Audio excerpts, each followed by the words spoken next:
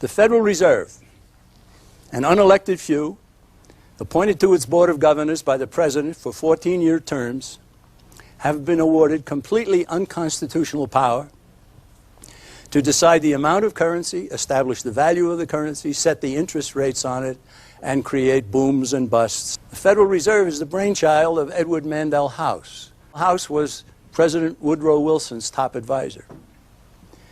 He wrote in his own 1912 book, Philip Drew Administrator, that he was working for, quote, socialism as dreamed of by Karl Marx.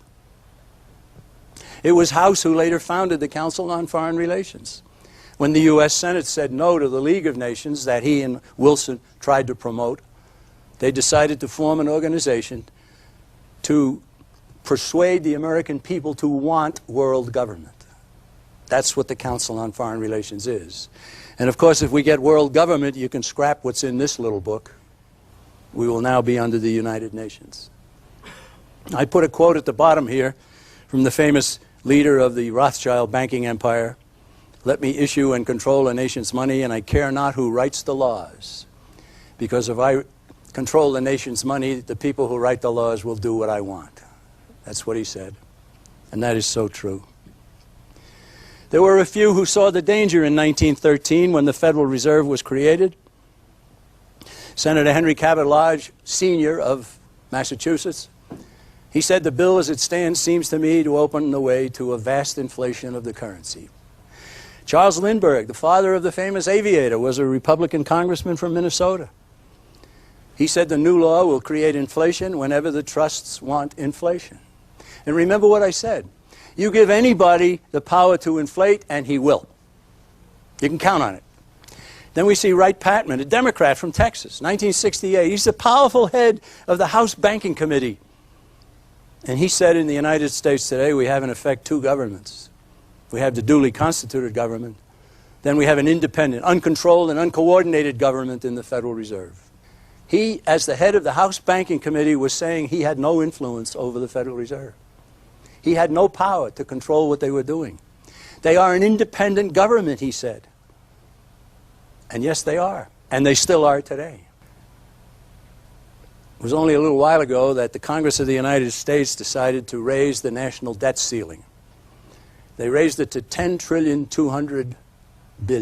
10.2 trillion. They're almost there. Now, Paulson and Bernanke want the government to give $700 billion more to use to bail out their friends, yes, right? To supposedly stop the bleeding of the U.S. economy, which it might do for a couple of months, that's all. And so they've also asked Congress to raise the debt ceiling to $11 trillion.